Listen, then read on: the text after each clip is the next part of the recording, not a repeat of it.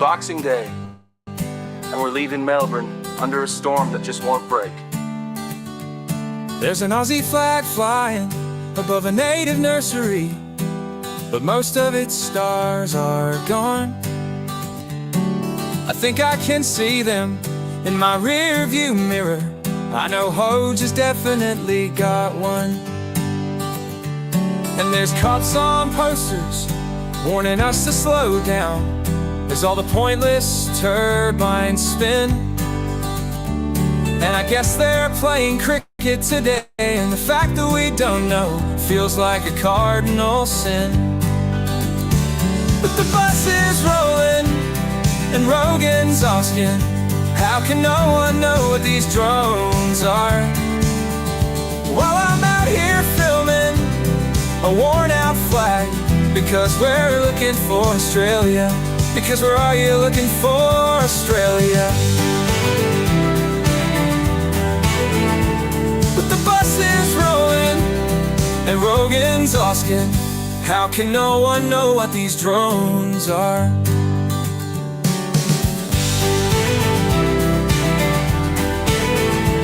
But the bus is rolling and Rogan's asking, how can no one know what these drones are?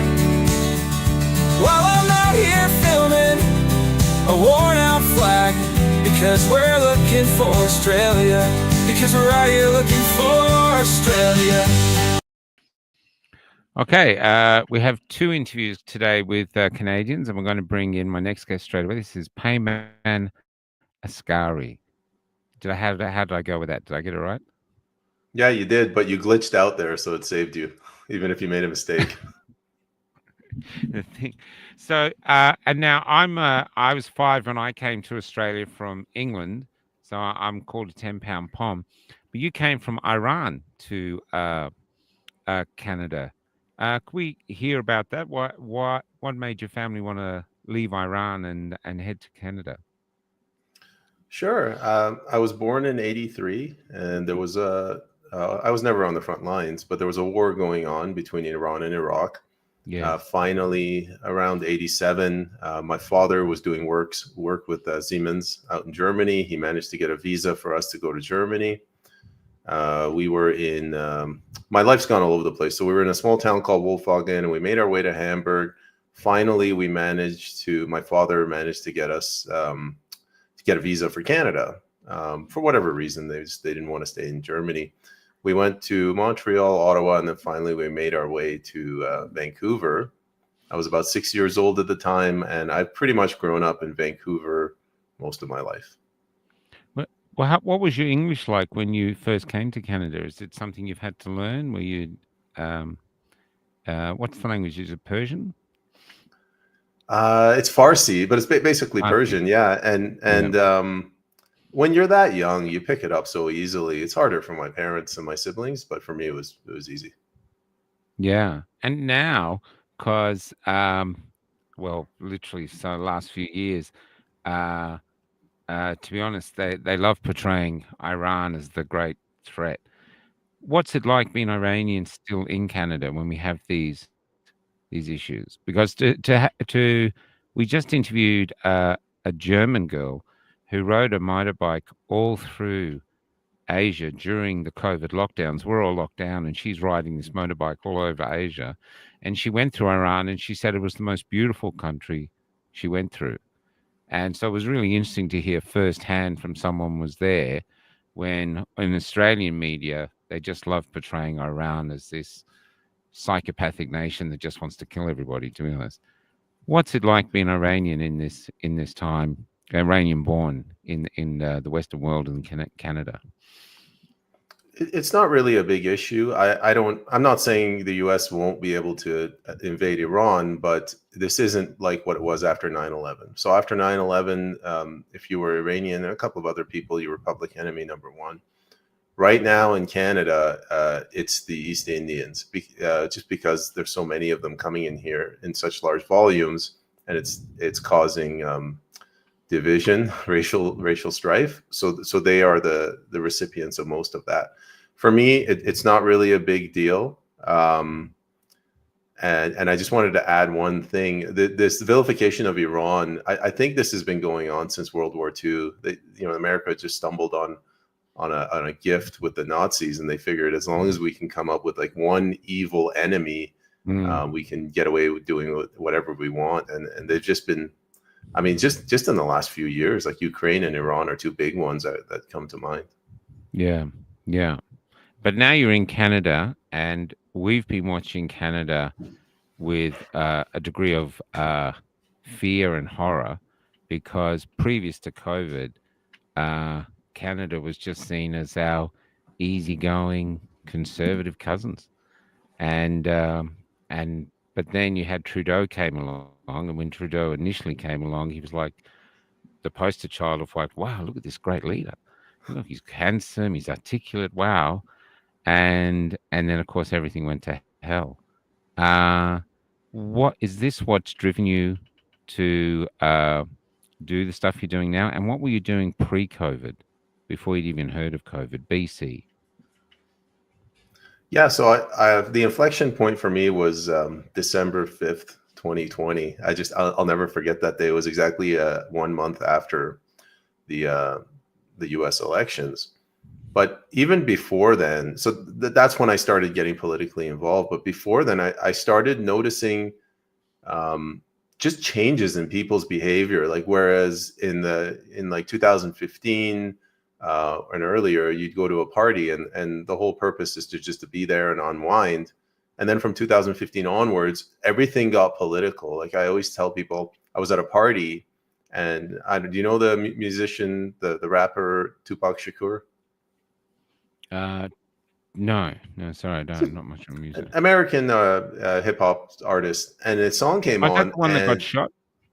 Yeah. Well, a lot of them got shot, but yeah, he Yeah. died in Vegas, and Yeah. somebody said, "I can't believe they're playing this song," and I'm like, "Why do you not like his music?" They said, "No, he got convicted on sexual assault charges and went to jail," and I was like, "Yeah, but that's I'm not endorsing that when I'm listening to his music." And I was kind of like, I didn't know how to respond to that because technically they were right. But little things like that I noticed were changing in the country. And then I think it all just came to a head under COVID in 2020. So you're talking about the cancel culture, really, where suddenly, if you didn't say exactly what you were supposed to say, you could have your career destroyed. We saw that with Johnny Depp,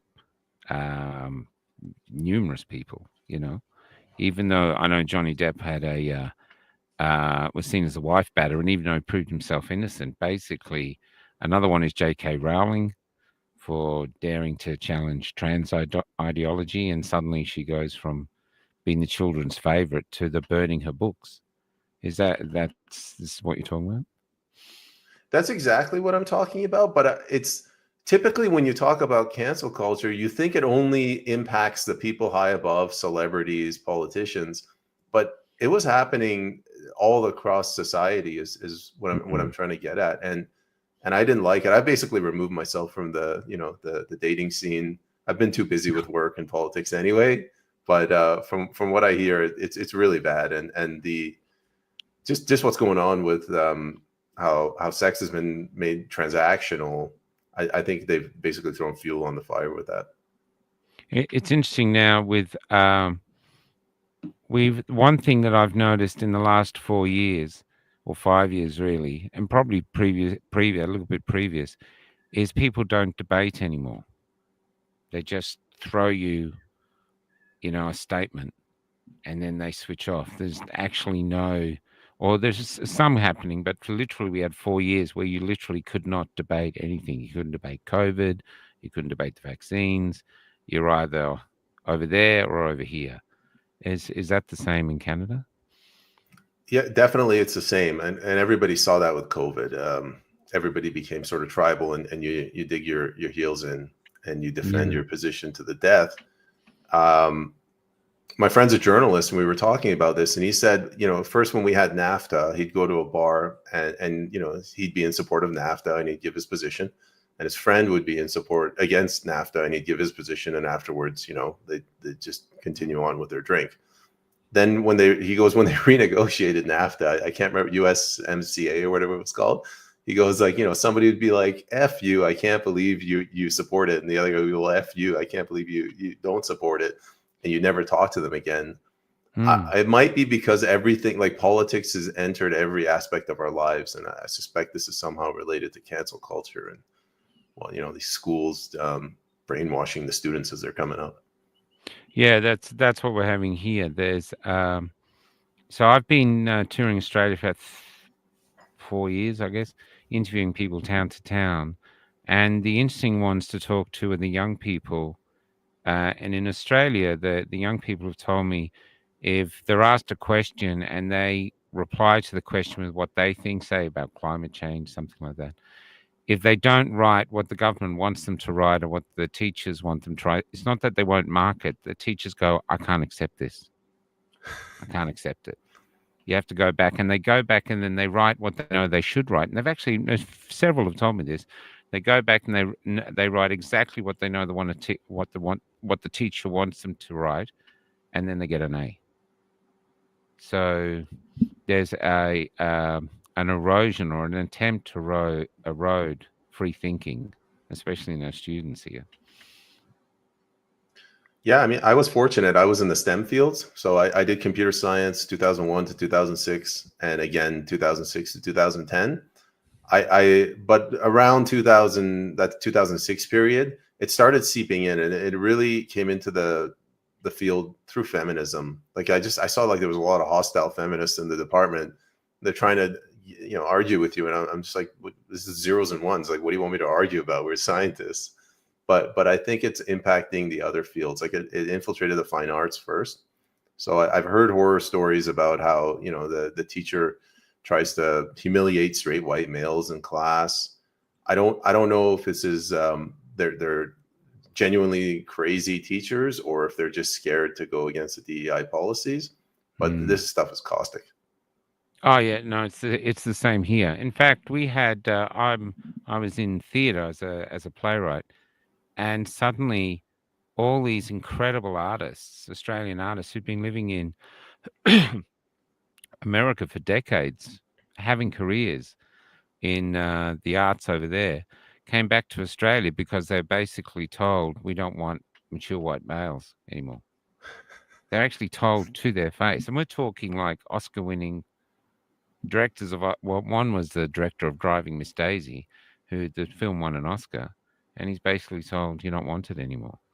It was an extraordinary time, But let's get into the thing here that happened to you in February 2022. That seems to be when you really went active and something to do with the cryptocurrencies. Could you fill us in on that?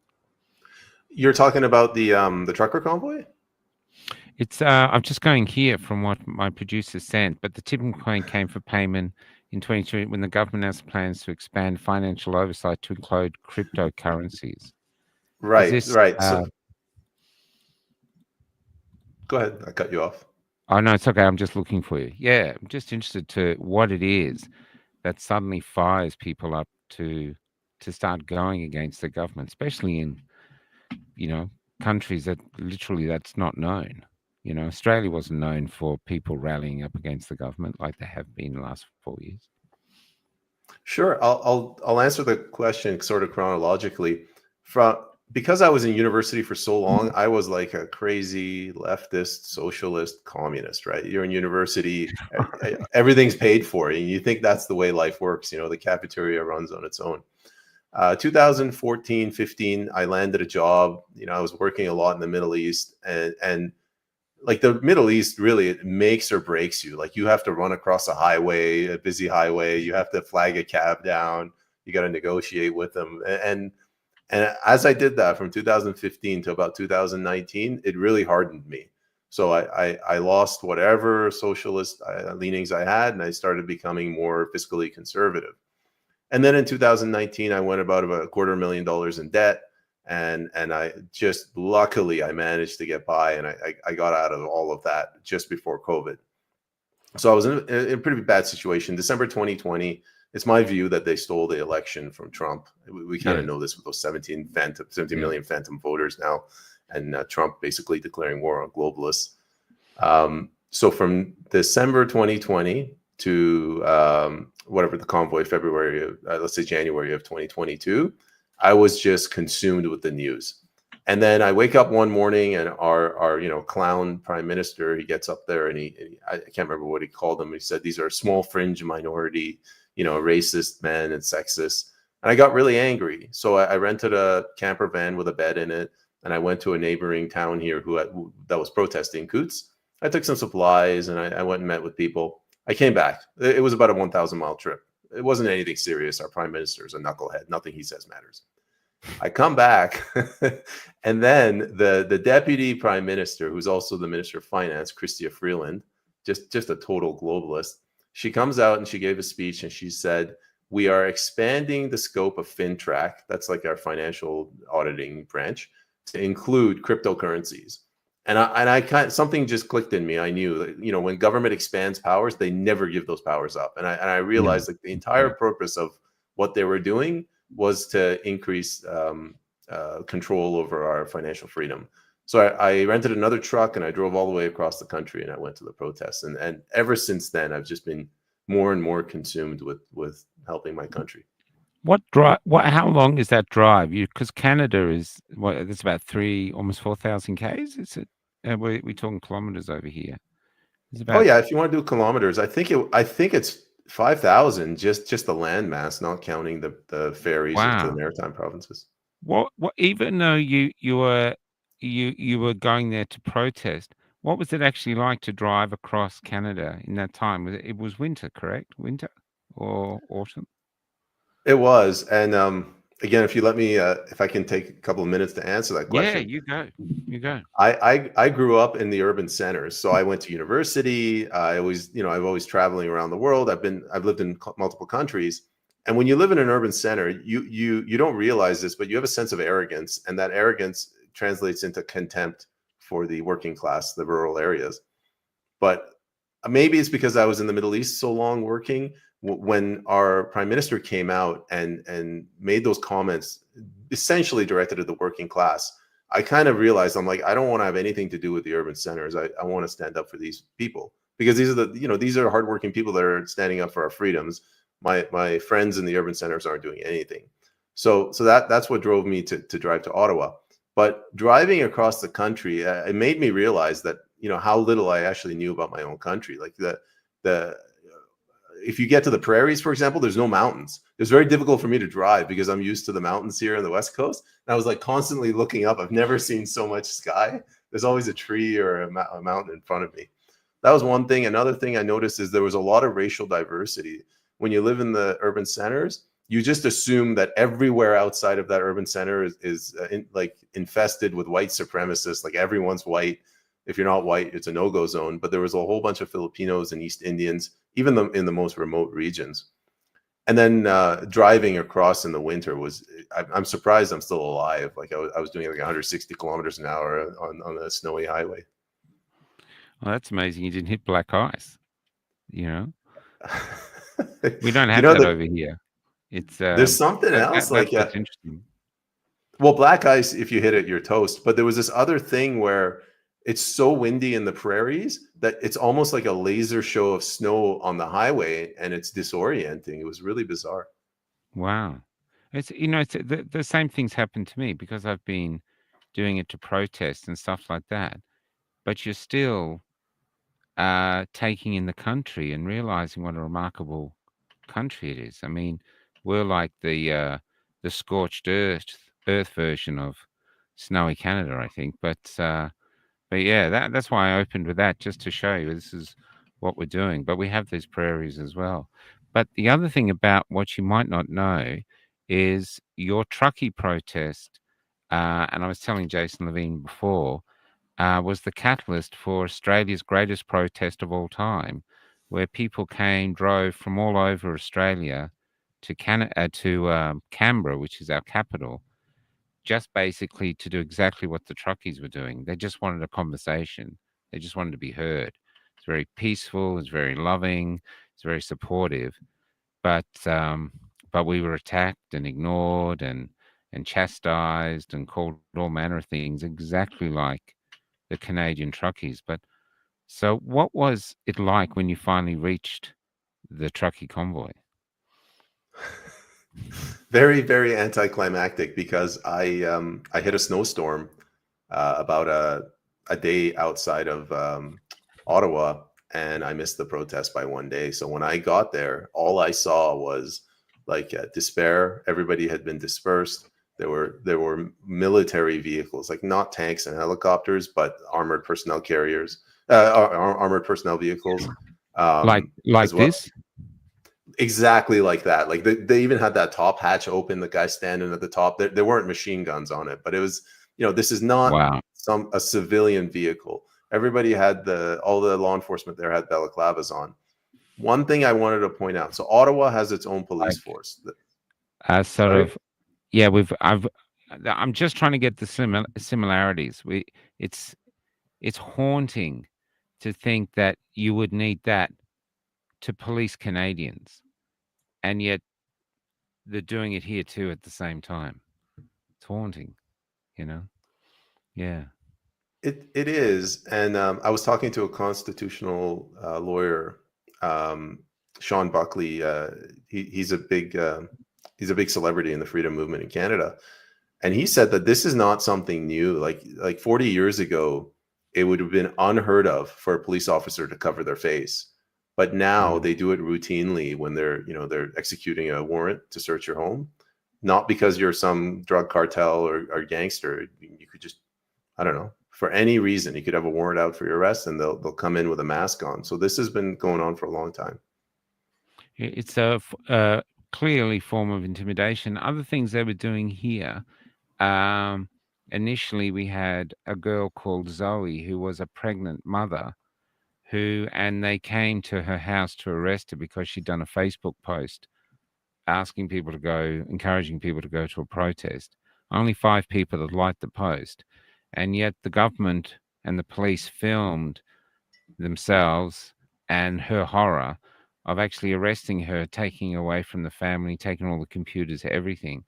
And it was done to basically terrify the rest of the community into complying, because we'll arrest a pregnant woman in front of her family and film it. You, Payman, have no hope. So were you seeing things like that happening in Canada? Yeah, we've had a lot of them. So we have Artur Pawlowski. He's a very famous pastor. Oh yeah, They essentially arrest. Oh, you interviewed him. Yeah, I interviewed him as well. They've essentially arrested him for terrorism, for giving a sermon. I don't know how they made that connection. I think in Canada, if a protest hits critical infrastructure, which includes highways, then they can basically call you a terrorist. So this is happening here as well. Yeah, there's other things happening over here. There in South Australia, in one day, because of a protest, they banned protesting. So that freedom to protest in South Australia now is finished. And these things might sound small, but they're not. You've got a democracy where you can't protest. And over here too, before that footage I showed you of that armored vehicle, that was the shooting at the shrine, where they shot protesters at the Shrine of Remembrance, and I was there. But what was really interesting was that a few weeks before, right in the heart of COVID, they allowed a Black Lives Matter march, and the police got on their knees to say that they would try their best never to be violent again. And then 3 weeks later, they're shooting their own people in the back as they're running for their lives. And so Australia, I was telling Jason, and it'd be interesting to see what you think of this. One of the great casualties of the last few years has been Australia's identity. We are no longer who we thought we were, and we're not even clear who we are now. Is this what's happening in Canada? Yeah, and in Canada, it's been done sort of systematically. So we had a series of hearings in Canada in the 60s to determine we're bicultural nation and a bilingual nation, English and French. Mm. And way back in the 60s, they held hearings to determine whether that was racist, because we also had Ukrainians. There was a big Ukrainian lobby, and we have First Nations as well.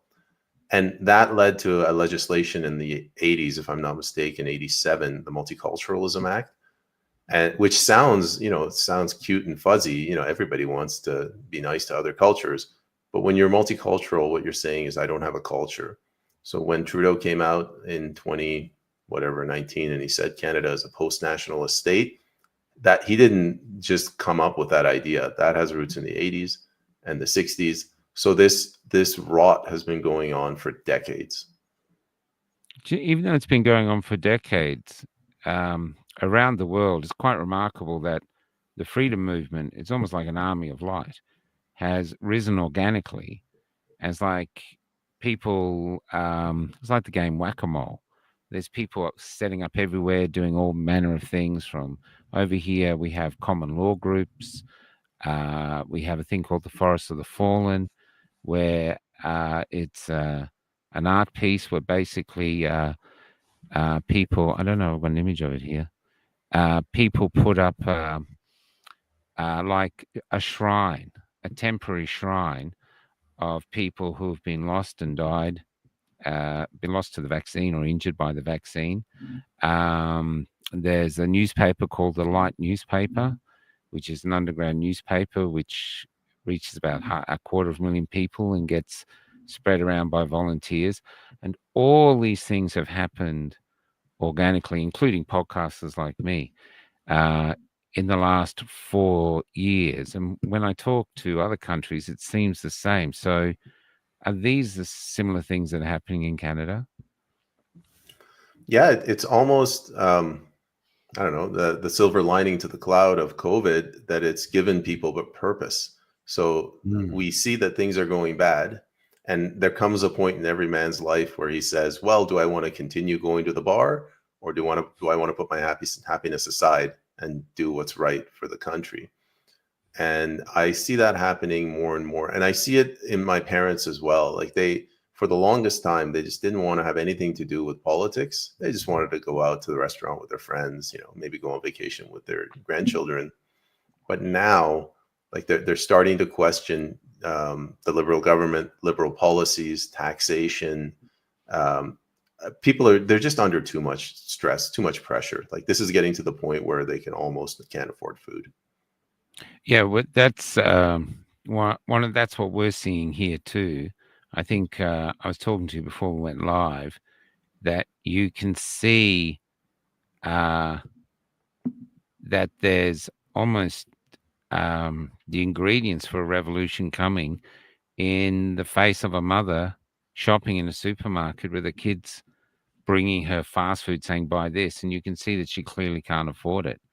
And, 4 or 5 years ago, everyone's racing around just throwing shit in their trolley, where she's looking at everything, putting it back. And you see the faces when they're looking at the prices. And then other things where there's missing items like eggs, because suddenly bird flu's here. So we got no eggs. So I'm wondering if this will be the catalyst that will actually really see great change starting, because your country should be incredibly rich with the amount of mineral wealth you have alone, and we're the same, and yet we owe $1 trillion, and it's getting very, very tough here to survive. Well, I mean, it's a racket. Now, I don't want to get too conspiratorial, but it's almost like the central bankers have come in and they told the government, you got to lock up all the land, don't tap any of your resources, don't develop it, borrow money from us, and then pay us back at interest. In Canada, in my province, British Columbia, 96% of the land is crown land, which means it belongs to the government. And they allow some work on it. Like you can harvest some timber. There might be some mines up there, some oil and gas. But when all of that land is in the hand of the government, that's where the these activists, NGOs, they attack, and they're like, climate climate's changing. We're all going to melt. We can't cut trees. We can't drill for lithium. Let's get a loan from the government. It's absolutely astounding. So I'll end it with this. In my home country of Iran, sure, they're funders of terrorism, but at least that government has the presence of mind to know that if there's oil in the ground and you want to go fight a war, you drill that oil, drill baby drill, and then you use the proceeds of that to go do nefarious things. In Canada, that they're just absolutely incompetent. Yeah, it's interesting, isn't it? It's the same. It's the same here. Our government at the moment, uh, well, it just appears to be completely out of touch. I've never seen a more unpopular government, and that came in the wake of Scott Morrison, who literally was probably the most unpopular prime minister we ever had. I thought no one could go any further down after him, and yet they've done it effortlessly. And now people, because we've been talking to Canadians now and Australians, but Canadians uh, who want to get rid of the party system and want to push independence in the part uh, in the political system with and have them signing contracts with the constituents that the constituents themselves can call a by-election if they don't live up to their contract. Have you heard about that going around there? Yeah, I can do a plug. Peter McIsaac in Nova Scotia is leading Independent Nova Scotia. There's another gentleman, Rick Dignard, Independent BC. They're trying to do the same thing. And the original idea, I believe it came out of one of our founding fathers of our Constitution, Brian Peckford. So he said, he basically, you take the party system and you flip it around. So it's bottom heavy, not top heavy. It's a good idea. The way the system is set up right now, it's very difficult for independents. As one example, they can't give tax receipts and they can only accept donations like 1 month before the election. To me, you would only have rules like that if you're a political party and you want to prevent independents from getting in. Yeah. It's just human nature, protecting the trough. There's but how has your life changed from actually being active, positive and negative? Because see, the reason they attacked that woman in her home, Zoe, was to frighten other people to say, you don't want us coming around to your house. So it's really interesting now for people watching this, deciding whether they want to become active, of knowing how your life has changed from deciding to become active. Because your journey seems to be amazing. You've come from this complete lefty in university to here you are now, talking to an Australian freedom fighter, which is, guess what I am, and about your country in this way. So, what have been the positives and negatives for you on that journey? Sure. Let's start with the positives. I'm Yeah. here today talking to you, not because I'm some rock star celebrity or I have billions of dollars, but you recognize that I'm just an ordinary citizen that sacrificed a little bit of my time and you brought me on. I wouldn't have been afforded that opportunity if I hadn't done that. So that's one thing I'm very grateful for. The ability to talk to people who otherwise might not talk to me. um, doing what's right for your country is another thing. Being able to look yourself in the mirror, these things also help. um, I've learned to be patient. So as a candidate, it's my job. People think as a candidate you're supposed to go out there and talk to the voters. Not really. You're supposed to go out there and listen to the voters. So one thing I love doing is just sitting and I let people talk for half an hour, 1 hour, and then I figure out what their pain points are. So I actually approach it like a business, really, and I, what's my competitive edge, and who's my target market, things like that. The only thing I'll say that's bad is it's very time consuming. Like my personal life is completely destroyed. I'm falling behind on some finances, and there is a lot of stress because there's more time in a week. There's less time in a week than there is work, so there's more work than time. But I have no regrets. Yeah, look, that's exactly the same here. It's the amount of, and it's also because, well, say you were just a podcaster, you're not like working for MSN that has editors and everything else to help you. It's basically most of us are out here doing it ourselves, putting it all together and learning. Even now, we're using AI to make our intro music, so they can't get us for copyright if we borrow stuff. So, and we're just learning. But what's really interesting, I think, um, the most exciting thing in our favor is those who seem to be wanting to oppress us. They're like an enormous container ship, very powerful, very hard to stop, but very hard for them to maneuver. Where we're like in these tiny little ships, banging on the side, throwing things at the side of the hull, annoying the hell out of them, but we can react quickly and ideas spread quickly. There's where we've seen ideas spread uber fast, when they're up, like those things I talked about. They just spread right across the country. Suddenly, we have a thing called 832, which is one of our symbols, because we were trying to find a symbol that you could wear like a badge or something, which if you're walking down the street, you see me wearing the badge, you go, oh, he's on our side. And so the winning symbol was 832.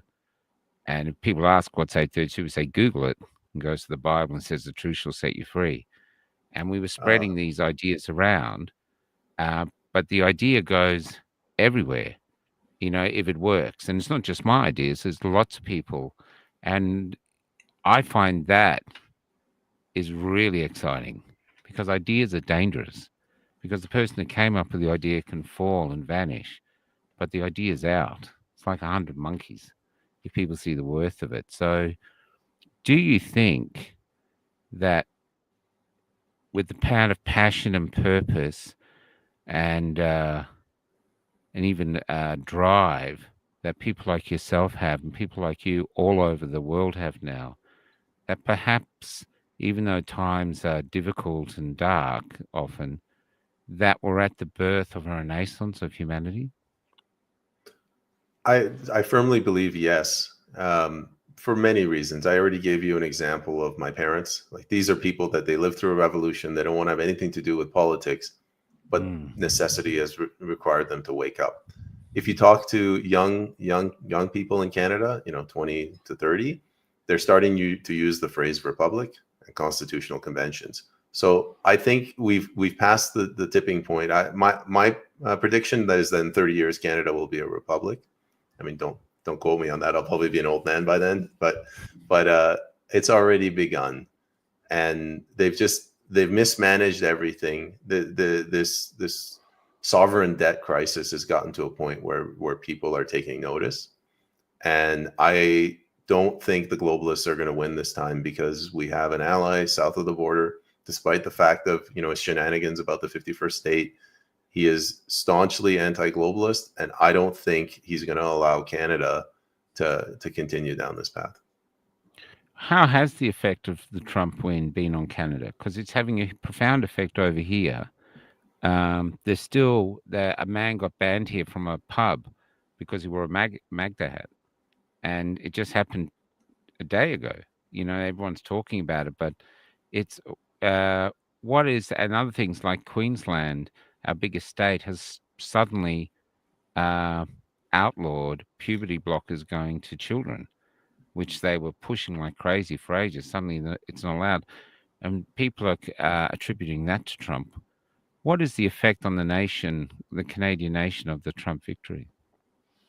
Well, you got to remember that in just 4 years ago, January 6, 2025, Canada went nuts. Like, the media, the narrative that Donald Trump was an insurrectionist.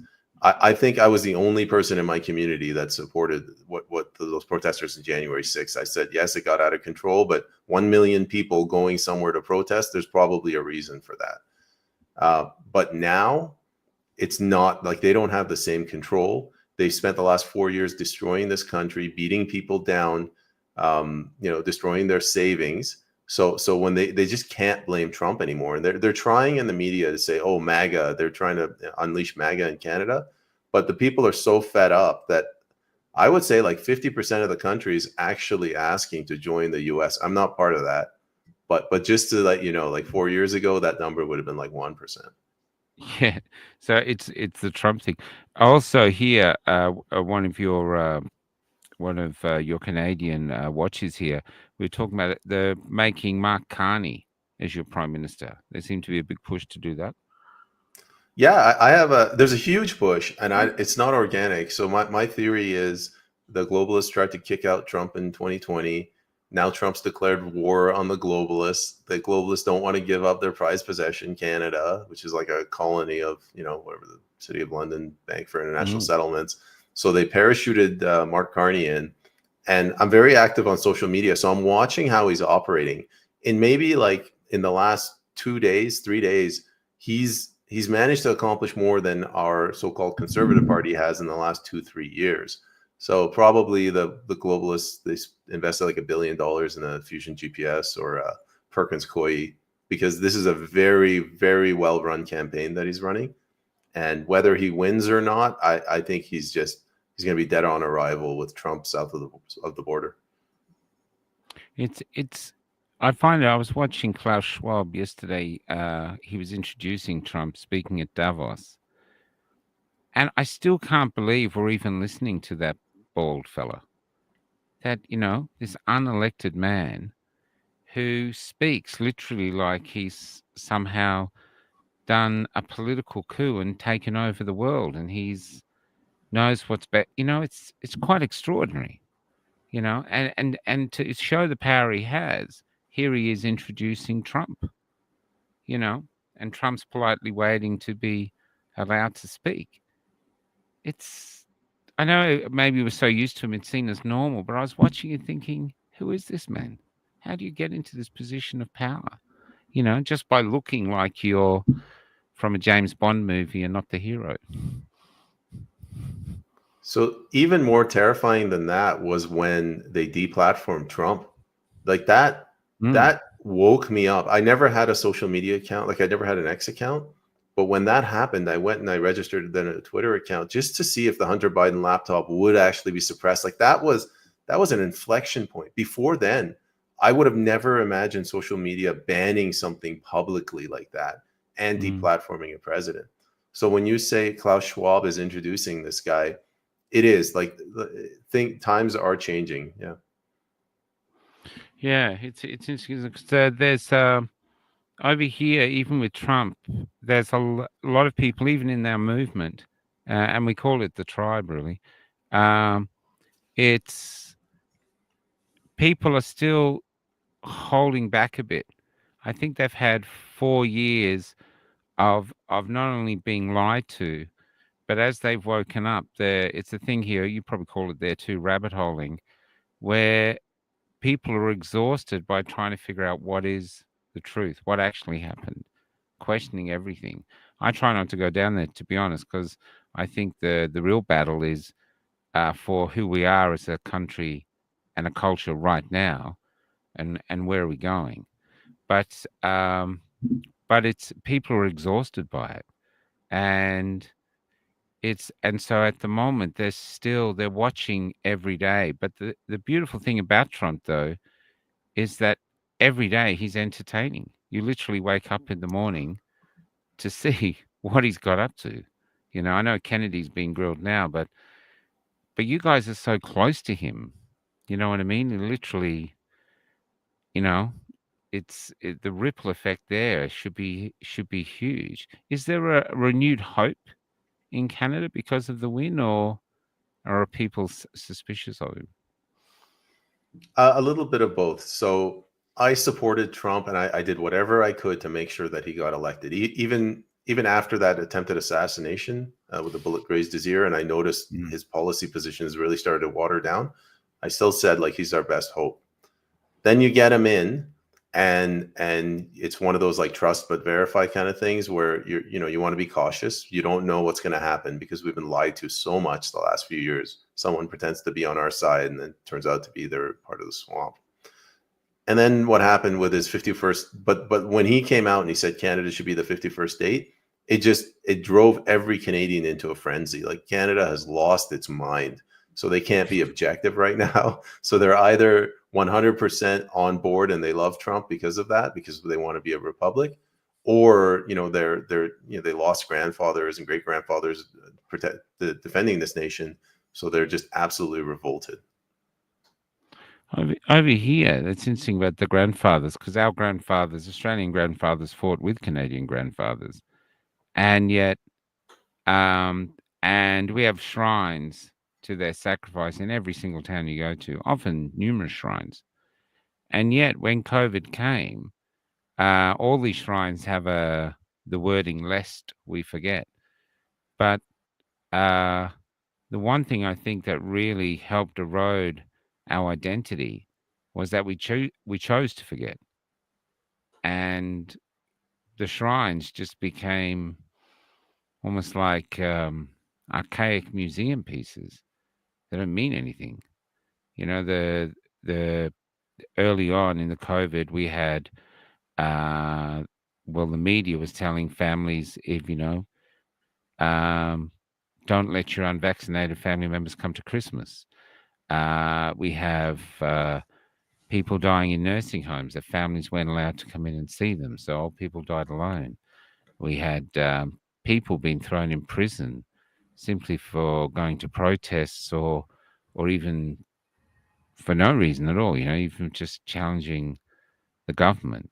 And the saddest thing of all that we had, which were still it's still an open wound, is that overnight our police officers appeared to go from our protectors to our oppressors and did it easily. And a lot of people now are saying, "Oh, everything's fine now. Let's move on. Let's just move on."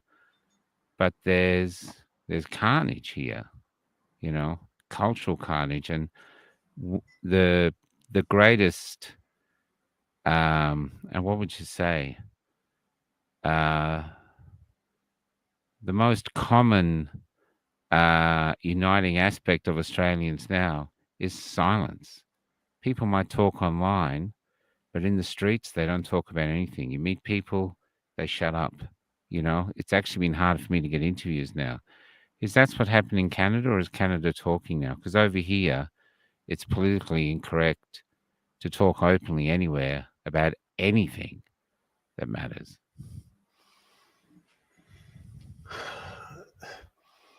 It's still bad here, but there's so many different reasons for that. So one is what we call buyer's remorse.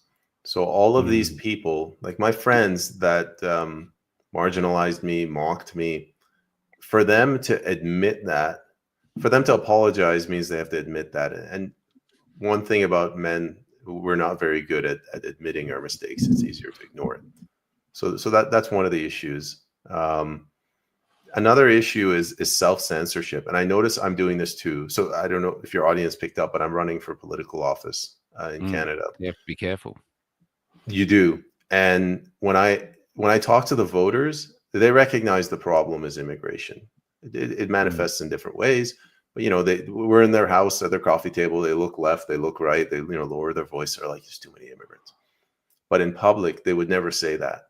And if I said that in public, they would turn to me and be like, "Heyman, you're such a bigot." That's right. So there's a lot of self-censorship. And you asked me earlier, like, what have I learned running for office? I've learned to, be more measured in how I criticize politicians, because it's very easy to say, "Oh, these politicians are all globalists. They've sold out the country." But when you're actually running for office and the media calls you a racist and all of your voters side with the media, that tells you that sends a signal that you need to self-censor. So we need to, this is something that we have to overcome at a society level. Yeah, you could sort of see really that this has been engineered. I mean, I remember, I'm much older than you. I remember when political correctness first started, one of the first things they went after was manhole covers in the streets. And it was only small. And everyone was like, "What? That's ridiculous. Who gives it?" But it happened and it went through. Now we have Australians, families, basically homeless, even if they work, because they can't afford rents. We're in really dire situation. And yet our government recently, because one of our podcasters was the security guard for it, or one of the techs for it, they had a meeting of 600 people, fully paid. I mean, it was an extravagant conference. And it was all about renaming half of the streets in Australia to women's names, because it's sexist that so many of the street names are masculine names. And you're just going, we posted about it, which just had people going, "What?" And it's simply, it's maybe in a rich time where everyone's working and the roads are fixed and the health system is just kicking along fine, maybe then that's the time to have a conversation about street signs. But when you go into the hell in a handbasket, there seems to be maybe there's more important things to talk about and spend an awful lot of money about than just renaming the streets. It's sorry, I don't know where I was going with that, but there's just a disconnect in Australia between the people from who I talk to and the politicians. The politicians tell us over here they're good at handling the economy, we're bouncing back, we've just had great job growth, and they fly around in private jets. Uh, we're down on the street. We have mothers, like I said, in the cheapest grocery stores, walking around as though they're grieving because you can see them wondering how they're going to feed their kids. It costs between 70 and 100 Australian dollars at the moment to feed a family of three kids. So, I know I can address that. First, there was someone in the comments was asking about where I'm running. I'm running federally as a member of Parliament for the People's Party of Canada, West Vancouver. To your question, you mentioned a disconnect between the voters and the politicians. Again, I always try to say, instead of blaming politicians now, I'm trying to see, is there a way we can criticize ourselves? I go to the voters and I ask them, I talk to them for 1 hour and they identify the problems. They're not stupid, the voters. So the problems in my riding are healthcare, education, inflation, and immigration, those four. Mm. If I go to them and I unleash the fire hydrant of the Bank for International Settlements, globalism, the Compact for Global Migration, they won't understand what I'm talking about. And the political parties. So for people that don't understand Canada, you have these political parties that are completely private. They have their own board. Yes, there is some limited voting, but you could think of them as a business like Coca-Cola, and the candidates run under that brand. And the political party tells the candidates, here are the issues that matter to your voters. Now go out there and appeal to those issues. Tell them that you will get better doctors for healthcare. Tell them that you will fix the education system. Tell them you will get inflation under control, and tell them that immigration will be handled. And they say those things, and the voters, they get that nice, warm, fuzzy feeling. They're like, oh, all right, I'm going to give this guy my vote. Meanwhile, the political parties, they answer to sort of the globalist billionaire class that we've been talking about.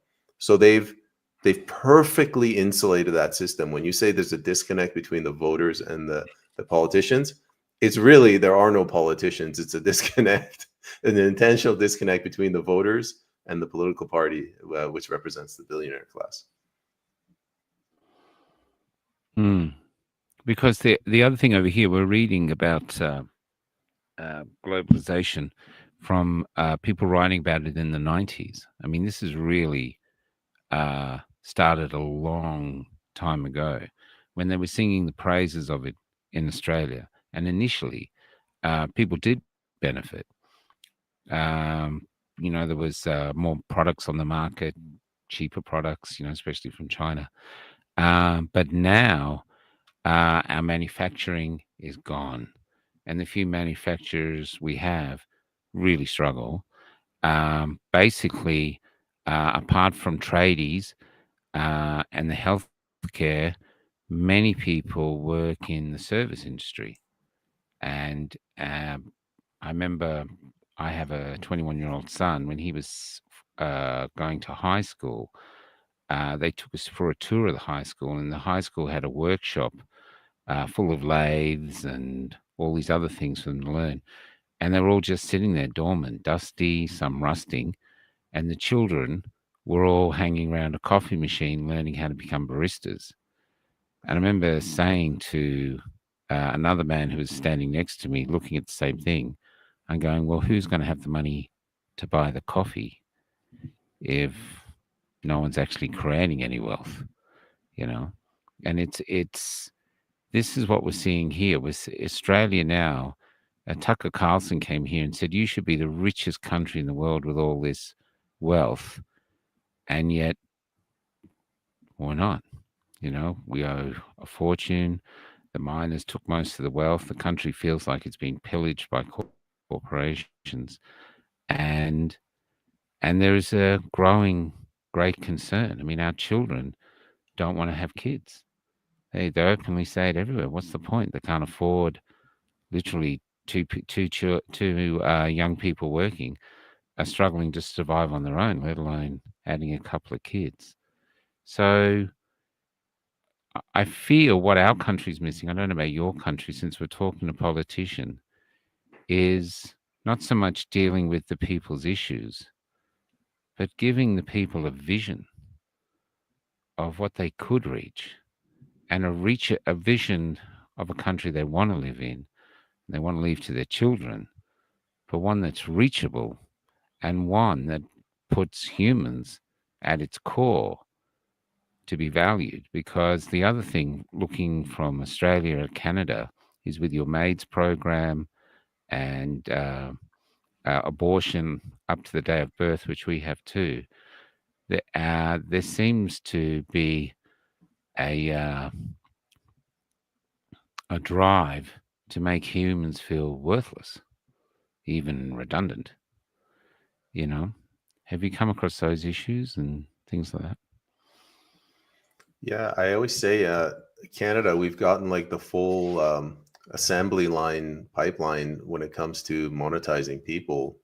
So you have like healthcare that takes care of you all throughout your life. That's a transfer of wealth to the government. The government sells you drugs now to get you addicted. That's another profit model. And then they sell you the rehabilitation. It's all government owned. And then they sell you the MAID, where they kill you if rehab doesn't work out. And then they sell your organs. That's another way that they make money. So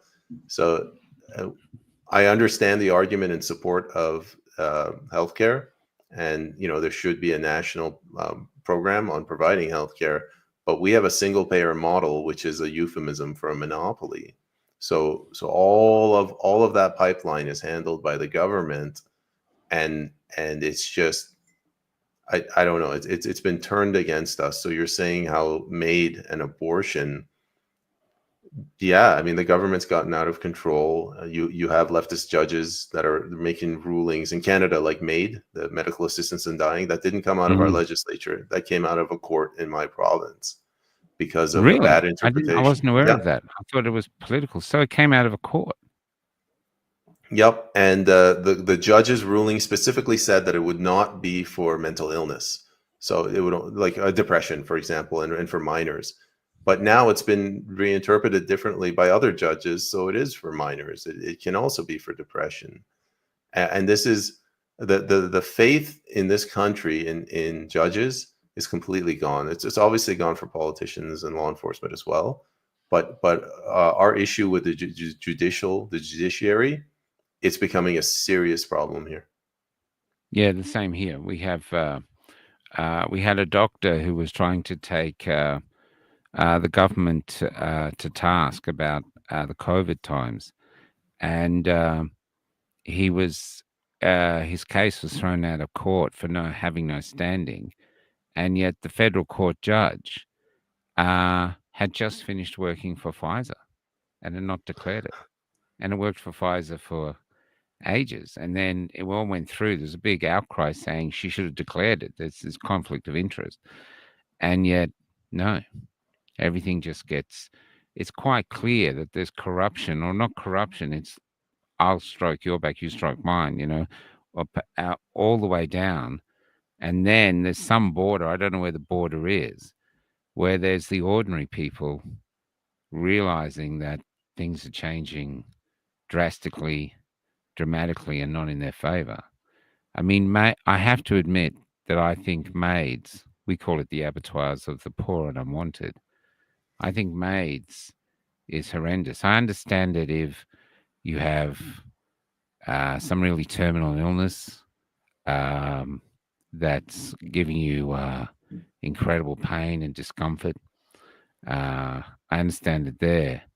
But we've been talking to a lot of Canadians about MAIDS and what they want to do with it, with mental illness and this. It literally seems to be a way to save money in the health system by killing off people they simply don't want to help.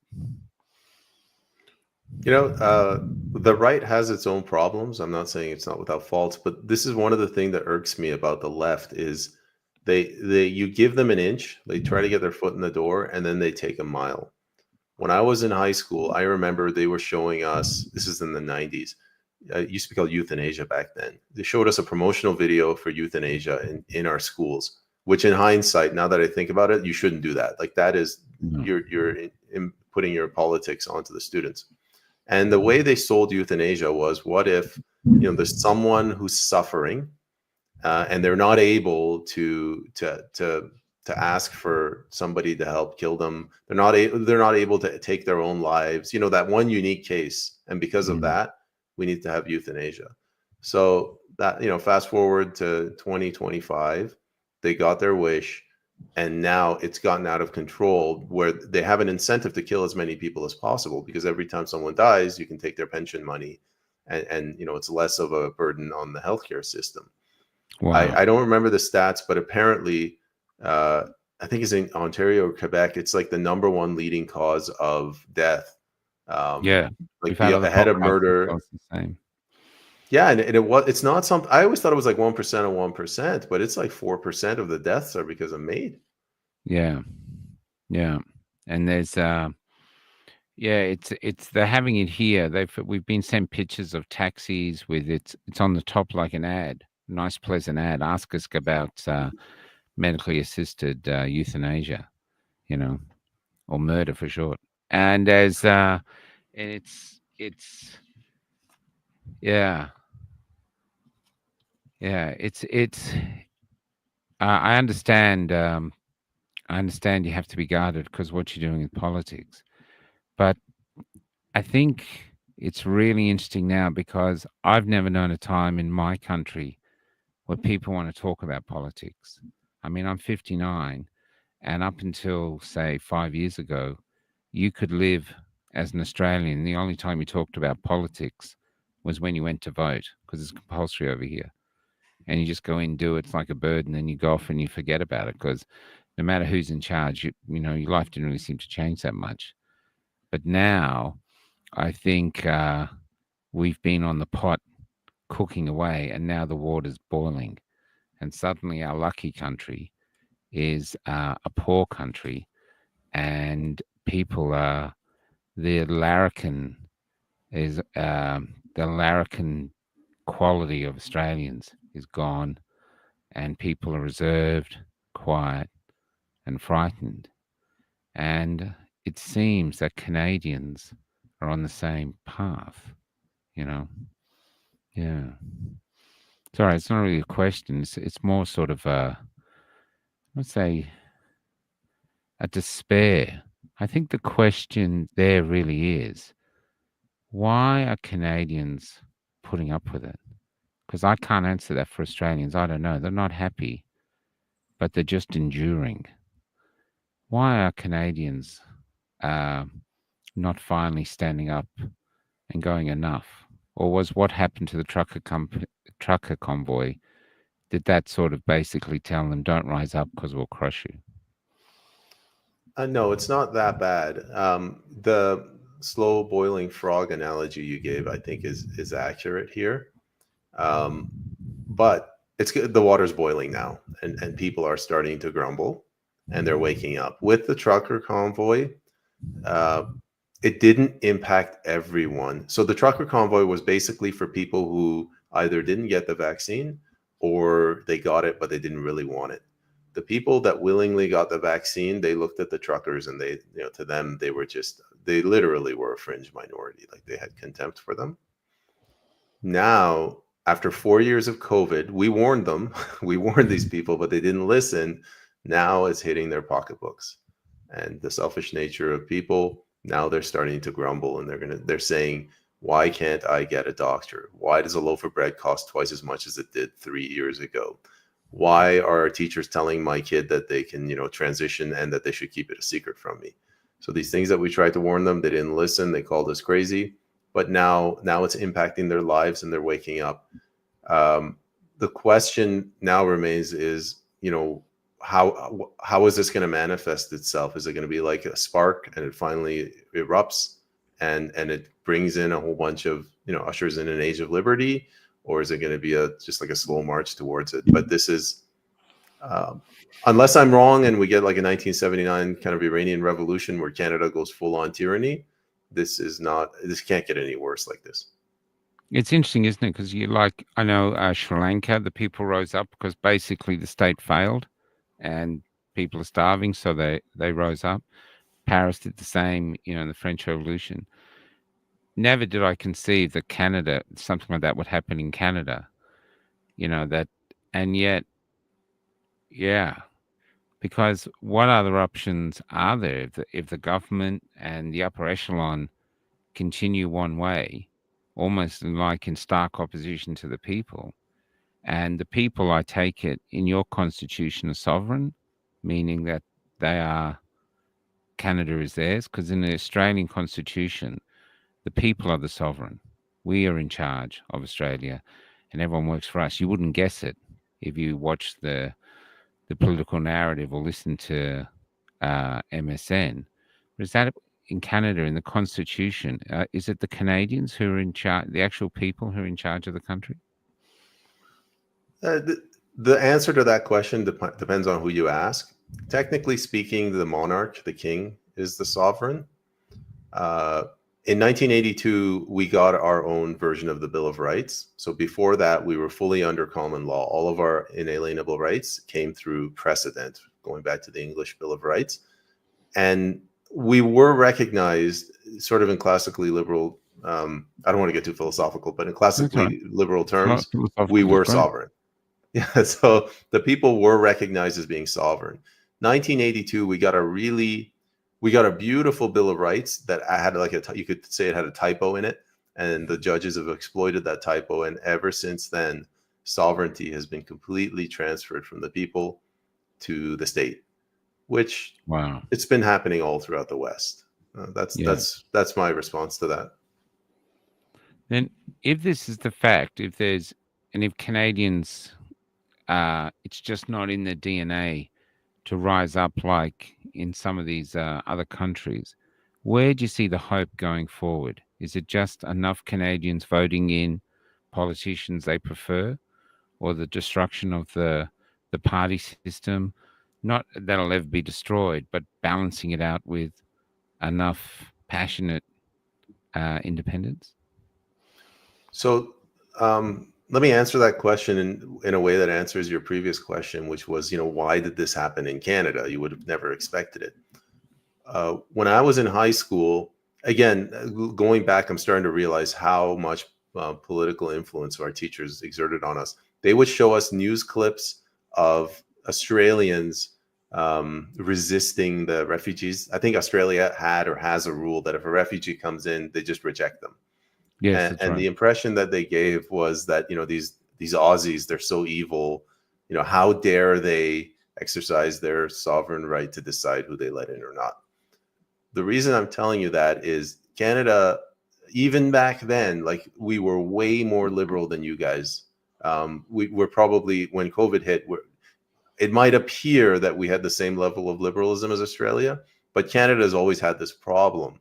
So when when you're that far behind, how do I say this? Like, we were ripe for the plucking by all the globalists. So they saw Canada, they said, these guys, they can't defend themselves. They're extremely naive, and let's go after them.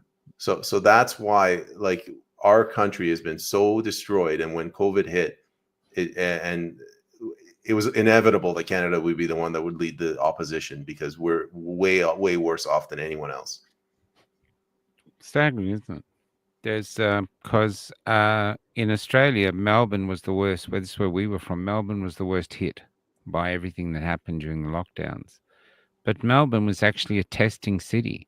If they wanted to bring a musical, say, to New York, they would test it in Melbourne, because it's like a tiny little New York, and if it fails, no one in New York would ever hear about it. And then apparently there was computer software they used to test here. So Melbourne's always been a testing ground for the US market.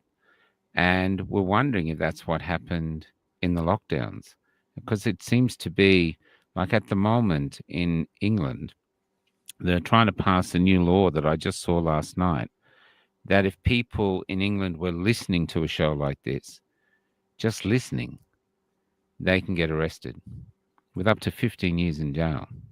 That's what's coming through on X last night from people in England. Now, I don't know how they'd enforce that, but it's an extraordinary that it's even suggested. You know what I mean? Or that they're even trying to push that through Parliament. You know, I mean, it's almost going to eclipse 1984. Like people are going to say, I want to get back to 1984. That was easy. But yeah, you know, it's the same, I think, when we hear of Canada with Jordan Peterson facing jail for refusing to use people's pronouns and stuff, you know. Sorry, I'm not being. I should be much more hard hitting in this interview, but what I think a lot of podcasters are doing now is we don't have the answers because all we get is little jigsaw pieces coming down from the ether, and then we try to figure out what's going on with the world from that and other people's stories. And meeting people like yourself, it's just trying to shine a light in the darkness to figure out from your perspective what's actually happening and why we seem to be heading somewhere we don't want to go, and why the biggest question of all that I can't understand is why so few people are concerned about the quality of their children and their grandchildren's liberty. Because I really feel that it's beholden on our generation, people who are right here, right now, to defend that. Because that seems to be, if we don't, then they're literally going to be born into these 15-minute cities that seem to be on the cards. So it is terrifying. When I look at what's going on in England, it's absolutely terrifying. Like I used to live in England, by the way. I was there for 4 years. Back then, like all the Brits were rough and tough, and they would have never stood for this. So I mean, it's easy to say, how the hell did this happen? In my province in Canada, I'm in the province of British Columbia. They passed a law. It was the longest bill pretty much ever written in BC's history. Somewhere in this bill, this like 300-page behemoth, there's a line that says that this bill allows for the importing or the copy pasting of legislation from other jurisdictions, including other corporations, the WEF. So basically, they've completely gone around the legislature. The process is they're supposed to debate this stuff. This bill is just like, yeah, you can just bring in any laws that you want. Now, you're asking, like, how has this happened? If I have gone around and I've told all of my voters this, my constituents, none of them care. What they're like singularly focused on is the symptoms of these bad policies, which is what I told you earlier: healthcare, education, inflation, immigration. They're struggling to survive, right? And they just want government to run well. They don't want to have to stop doing what they're doing to read this 300-page document. And that's a big part of the reason of why we are at where we are. So it's the indifference of the people, really. Because over here, I've been saying that from the beginning. A lot of people have that the real enemy we're facing isn't the globalists or anyone else. It's ourselves, because it's happening to us through apathy. There was the same with drag queens teaching children in kindergarten that, and if you dared stand up to that, you were attacked. So people grumbled but put up with it, but that's sort of dying down now. But there was a law passed over here, Dan Andrews, one of Dan Andrews' bills, and we were protesting that. That was the last time I saw Australia. We had like almost 500,000 people in the city of Melbourne, the biggest protest of all time. Extraordinary. and they just ignored us. I remember Dan Andrews going, "What are they even protesting about? This is 500,000 people in a city of like 6 million. You know what I mean? This is a significant a lot of people." And all the QC lawyers were against it, or KC lawyers now, really. And one thing he was removing, and this is in the bill, because he was in the bill. We were approached by a lawyer to do a story on it, a Romanian lawyer, and she said she vomited when she read it. In the bill, they've got rid of habeas corpus. So they could, if you were here, they don't need to take you to court or charge you. They can just arrest you. And they can stick you in one of these, they call them resilience centers. It's like a camp that they built. And I'm not saying it's going to happen, but I'm saying it's written in the bill in clear English. They can throw you in there for up to 2 years. You're not allowed to contact the outer world. The only contact you have is with the warden. And you're allowed to write a letter to him once a week in which you can stipulate why you think you should be released. If you get released, say after 2 years, they finally let you out, and they discover that they made a mistake and you were completely and utterly innocent, it doesn't matter. You've still got to pay for your entire incarceration yourself, which is about $2,500, $3,000 a week. And you're left with that bill. Wait, did you just say you have to pay for your own prison sentence? Under this bill, if you get arrested under the things of this bill, if you rob a car or something, no. But if you get arrested in this bill, and it's a pandemic treaty, a pandemic bill, so it's basically, if you decide you're going to stand up against the government during a pandemic, say like the truckies in Canada. So if they were arrested under this bill, not only could they be incarcerated for quite a significant time, but they would have to pay for their incarceration. That's written into the bill, and most Australians have no idea. And the ones that did were on the streets talking and openly and just trying to defend their freedoms. Yeah. And but the apathetic ones won. And here's where we are. I look at it as we've lost the what it means, like our relationship to the government. So you asked me about sovereignty. We've forgotten the fact that a judge is supposed to be impartial. So when you have a referee in a soccer game, that referee is supposed to be impartial. If that referee is completely partial to the home team, the entire system falls apart.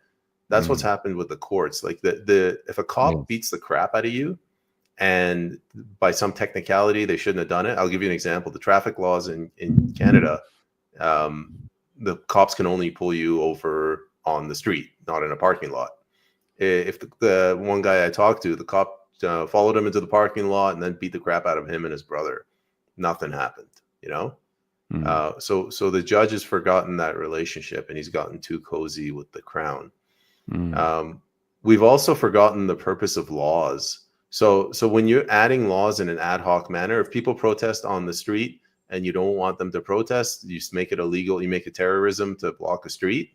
That makes sense in that narrow view because you don't want them to protest. But no one's asking, like, what is the purpose of law?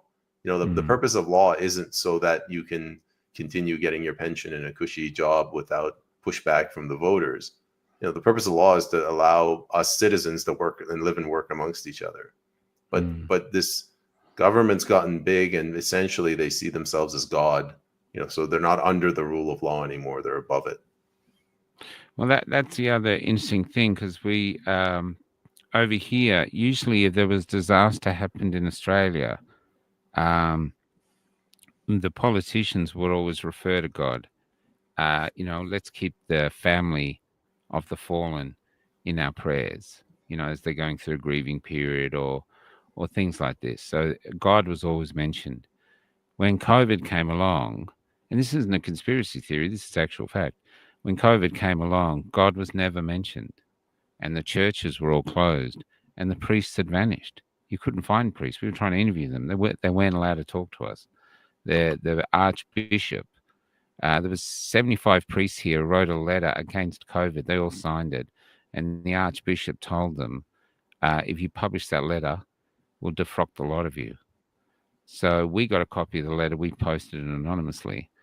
So the churches were all closed, but the vaccination centers were all open, and the brothels, and and every morning our politicians would get on in this new form of a propaganda mass where they would talk about the deaths from the COVID, and I did wonder whether people, in a time where people are questioning their faith in God, whether they converted people, and that the reason people don't talk to us or can't have debates is that they've put the state really deep in the place that they used to reserve for the divine.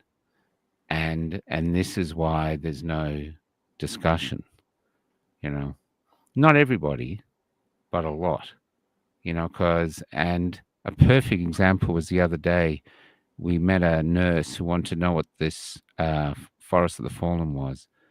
And she told us she had cancer. She was 16. She said it's from the jabs.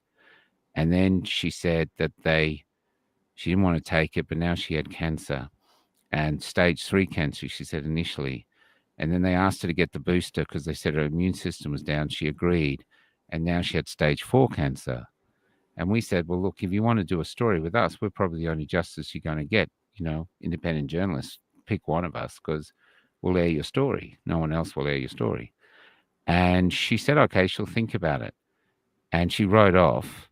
And 20 minutes later, the police were down, basically saying how we were harassing people. And a nurse had called them to say that we were upsetting locals. And we were very calm in how we did it. But I thought that's really interesting.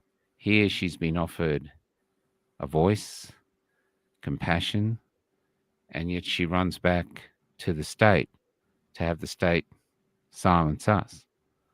You know what I mean? So it's like chickens protecting the fox against the chickens that are going, that's a fox. Interesting, don't you think? It is, and it reminds me a story of what's happening in my province, BC. We have sort of health authorities. They're kind of like quasi-private hospitals. One of them is called Coastal Health, I think.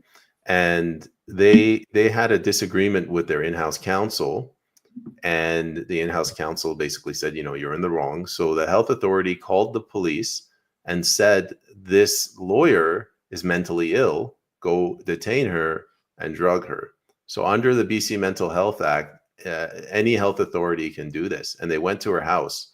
And I don't know if they actually detained her or drugged her, but that's sort of the same thing. Like, just because this woman is exercising her right to disagree with her boss, her client, they unleashed this, piece of legislation on her, and they tried to put her in a mental institution.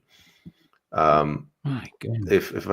If I can also comment on the God aspect, this has been a long time coming. A lot of our institutions have been completely eradicated. The institution of marriage and the family unit is one. Mm. Religion is another. And sorry? The attack on men. Yeah, the attack on men, the family court system, all of that. I just put it under the breakup of the family unit. And finally, urbanization. They're introducing regulations in Canada that make it impossible to live in the countryside, earn a living. So they sell their farms, they move into the city, and these cities. I was talking about this actually today with another one of PPC candidate. A good one is, like, we have supply management, it's called it. So they put quotas on how much milk you can produce, and you got to get a license from the government. It's absurd. It's totally Soviet. So you have to apply for a license. There's a limited supply, and they basically control.